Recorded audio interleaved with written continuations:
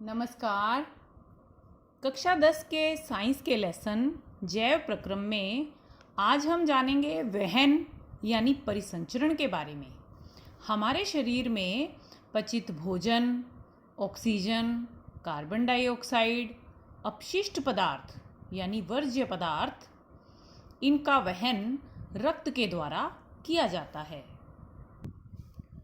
जैव प्रक्रम के श्वसन पार्ट में हमने जाना था कि जब हम सांस लेते हैं, वायु फेफड़ों में भरते हैं, तो फेफड़ों में ऑक्सीजन वायु कूपिका के द्वारा ग्रहण की जाती है और वायु कूपिका से उस ऑक्सीजन को रक्त में डाल दिया जाता है और रक्त उसका शरीर में वहन करता है।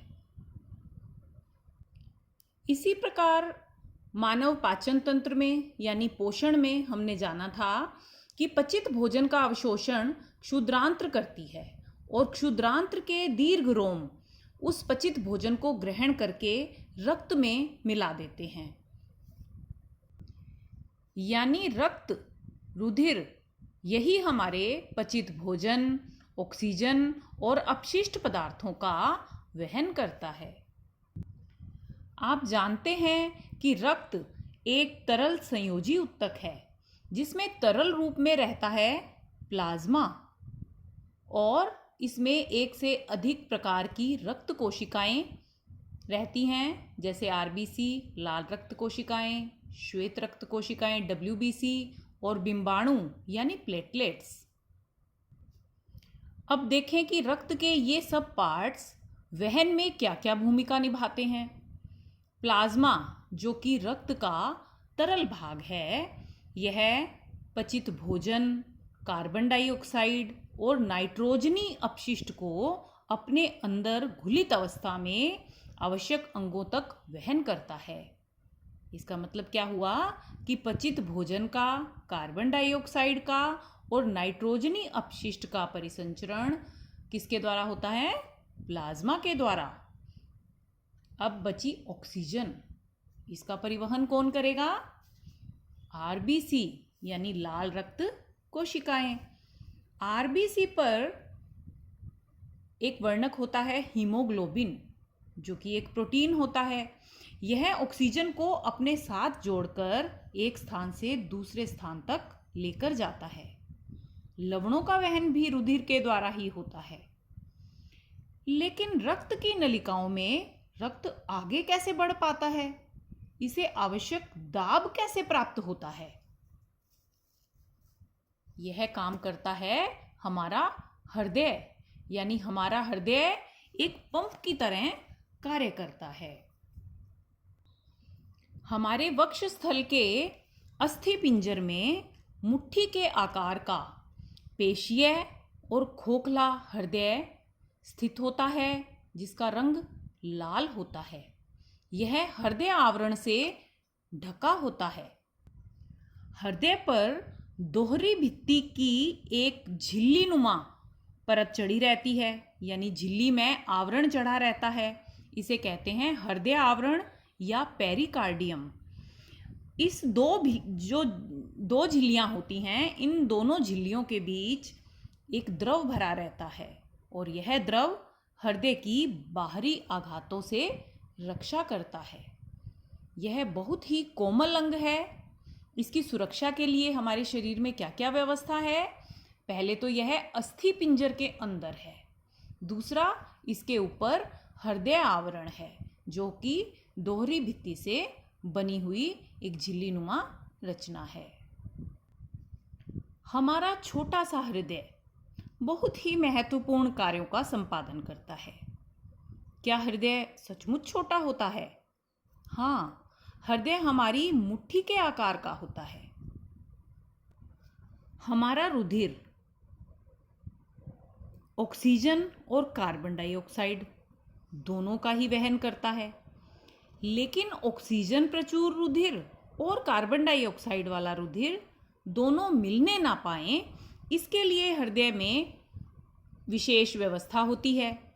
हृदय के अंदर एक विभाजिका होती है, जिससे हृदय दाएं और बाएं दो भागों में बंट जाता है, जिससे ऑक्सीजन वाला रुधिर यानी ऑक्सीजनित रुधिर और कार्बन डाइऑक्साइड वाला रुधिर यानी विऑक्सीजनित रुधिर हृदय के अलग अलग भागों में रहते हैं। आपकी सुविधा के लिए ऑक्सीजनित रुधिर को लाल रंग से और विऑक्सीजनित रुधिर को नीले रंग से दिखाया गया है। हृदय के दाएं और बाएं दोनों भागों में ऊपरी भाग में आलिंद स्थित होते हैं और नीचे के भागों में निलय स्थित होते हैं।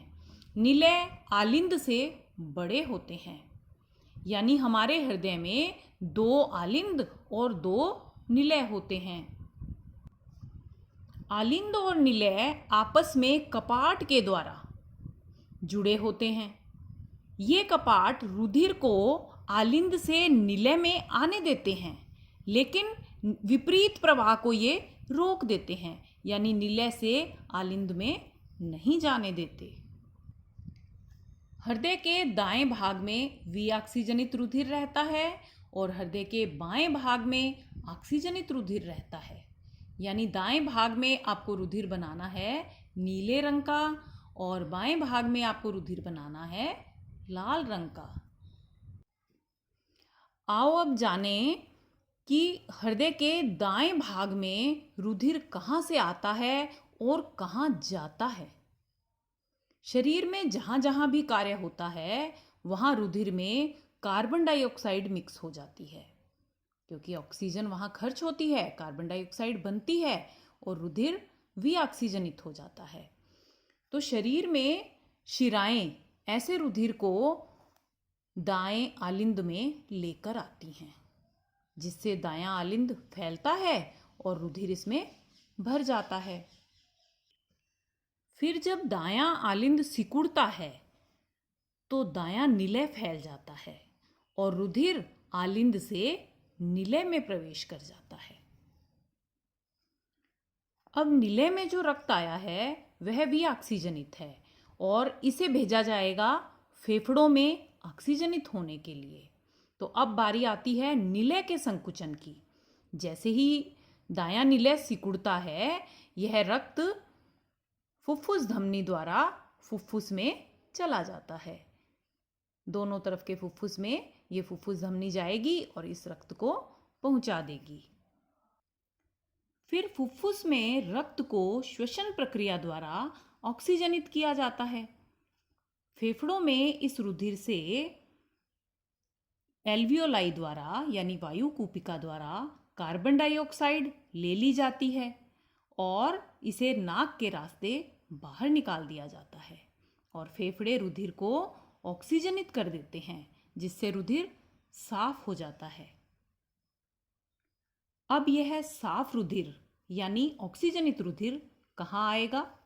देखिए, हृदय के बाएं आलिंद में फुफ्फुस शिराएं इसे लेकर के आएंगी। बायां आलिंद शिथिल होगा, फैलेगा, जिससे रुधिर इसमें भर जाएगा। उसके बाद बारी आएगी निलय के फैलने की। निलय जैसे फैलेगा, आलिंद सिकुड़ेगा और ये रुधिर इसके अंदर आ जाएगा। आलिंद निलय कपाट यहाँ इसे रास्ता देगा और ये रुधिर निलय में भर जाएगा। फिर जब निलय सिकुड़ेगा तब यह साफ रुधिर महाधमनी द्वारा पूरे शरीर में भेज दिया जाएगा। आपने इस प्रक्रिया में देखा कि जब दायां निलय संकुचित हुआ, सिकुड़ा, तब रुधिर आलिंद में नहीं गया, वह गया फुफ्फुस धमनियों में।